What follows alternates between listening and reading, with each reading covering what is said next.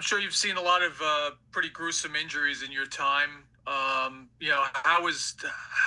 does a player just kind of get back to work after this, short term and long term? It's hard to see, one of your teammates go down like that, especially somebody, like Scat, who brings a lot of energy to the offense and the team in general. A lot of production goes through him. You're gonna miss him a lot. And then just for him personally, you feel really bad for the guy because you know how much work he's put in to put himself in a position to make it in the NFL and establish himself as a starter. And then you just have one snap where you get hurt and you just know it's a long road to recovery and you feel for the guy. But then on the other side of that is like you're in the middle of a game and you got to keep playing. So you just kind of have to put it to the side and then you'll focus on it later. And, I've talked to him a few times, FaceTimed him last night, just to kind of check in on him, see how he's doing. And, it's sad and it's unfortunately a part of the business, but he's made of the right stuff and he's going to come back from this. And it's unfortunate. How is he? How is he doing in those conversations?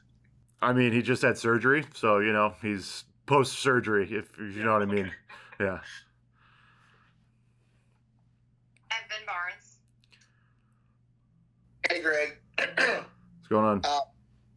Obviously, everyone's talked about just what kind of personality Scotty has, just kind of how he's, brightened up the NFL. But just in the locker room, like, we know what we see on the field and everything else, but what has he meant to the locker room, just being that young guy with so much energy? I mean, at first, when you have a young guy come in and they bring that sort of energy and they're vocal, as an older guy, you're kind of like, all right, like, young guy, like, relax. But he was genuine, and you appreciate that. He works hard, and it's contagious. So, he won guys over quick just with his work ethic, and how he approaches the game of football is, like, I guess, refreshing in a way, where it doesn't have to be all scheme and this and that. Sometimes you just run somebody over and that's good enough. And, we're going to miss that, but he's not gone. He's just not playing. You know what I mean? So he'll still be around when he's back and all that. So we're excited, for him to get on the road to recovery and just be around the team again. For sure. And then obviously last year we all saw what Tracy can do. So really, for you guys as a line, I mean, you guys already know kind of what Tracy brings as far as running. So what's that going to be like, working with him, blocking for him again? Yeah, I mean, Tracy and Motor too. Like, we have two really good backs to step up and kind of, replicate what Scat brought to our offense, in tandem right there. So Tracy's a really good football player. He kind of got sidelined with an injury earlier in the season. So we're just excited for him to get back kind of to form and, kind of build on what he did last year, because I think he's a better player this year than he was last year. He's a rookie last year, and he's a second-year guy. He's seen a lot of stuff. He's getting more comfortable in his role. So it'll be good for him to get back out there. And I think he's anxious to kind of show, like, he's still a good running back. Thanks, Rick. Yep. Brian Dunleavy. Hey, Greg. Thanks for doing this. What's up, Ryan, from the car? How you doing? Good, Greg from Long Island. I appreciate it. What did you guys have any issue with the tackle Bond made? I know there's some people who think that was a hip drop tackle, which are illegal. Did you guys have any issue with that as a team?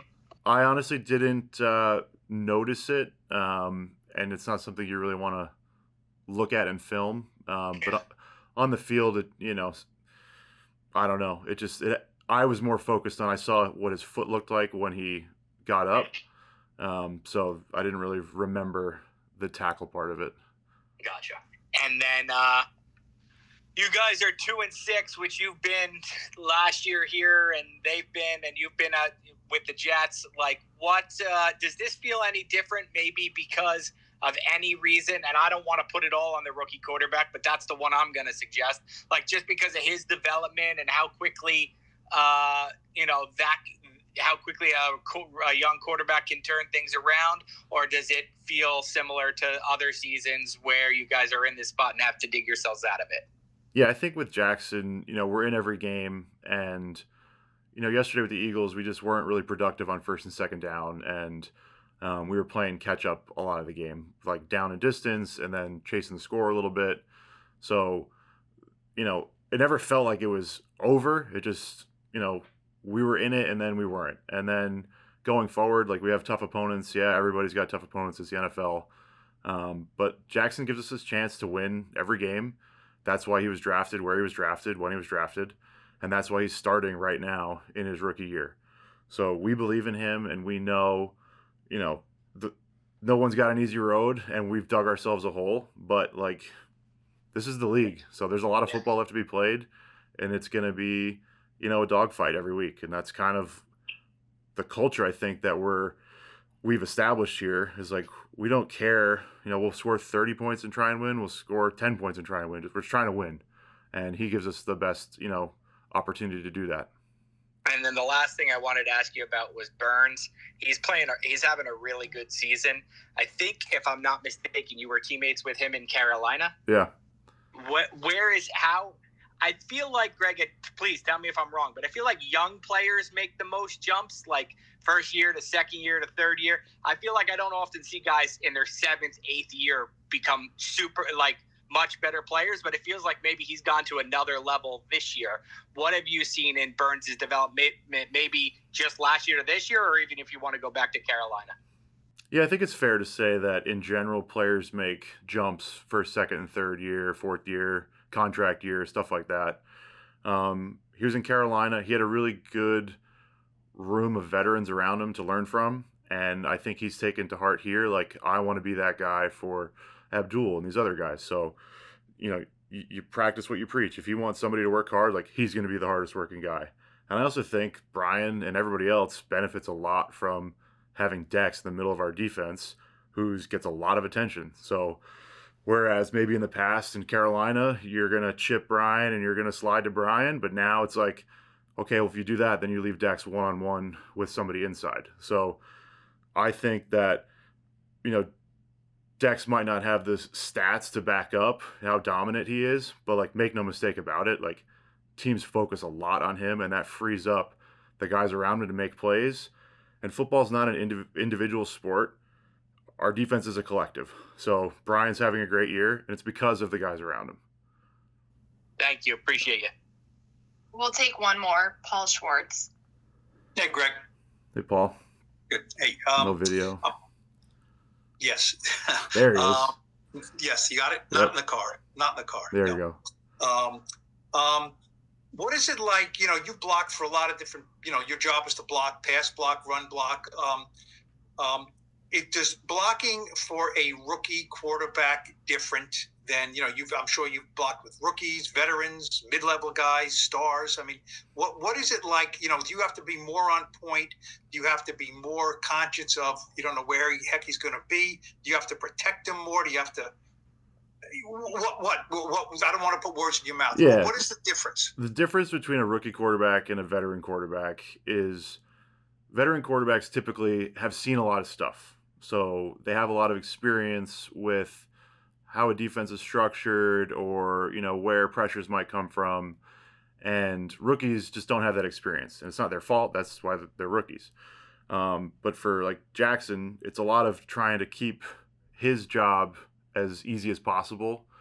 And, that's just where the O-line kind of tries to help him out during the week with hey, if you see this, we're thinking this. And it's a lot of just puts more on the communication side of things where it's we're going to try and do this and, not to get too specific, but it's a little different, but he's I've been super impressed with Jackson. From training camp to now, just the growth that he's made and the leader that he is. He's a rookie kind of in title alone. He carries himself like a vet. He takes a lot on his shoulders, and, I think the future is bright for him. And it's just, you want to make sure that he stays on that trajectory and you protect him for as long as you need to protect him. Whereas, veteran quarterbacks, sometimes they know all right, I'm just going to throw this ball whether I have to or not. Sometimes it doesn't happen with younger quarterbacks. I played for Josh Allen, and you just know something is going to happen as long as you hold your block. So Jackson's got a little bit of that in him, and it makes the game exciting, and you're never out of a game or never out of a play with him back there. So I hope that answers your question, but It definitely does in a very insightful way. I have one more for you. He gets up there after the game and says, "I hate to lose," and he looks like he hates to lose. Now, I'm sure you hate to lose, right? I'm sure. Everyone in there hates to lose one way or another. Yeah. Can a young rookie quarterback saying that, can he help change a mindset in the locker room? Because a lot of you guys have done some losing, and he hasn't. You know what I'm saying? That, the deal, that sometimes you win, sometimes you lose. I don't know if he knows that yet. Yeah, I think everyone hates to lose. There's always those quotes, people hate losing more than they love winning.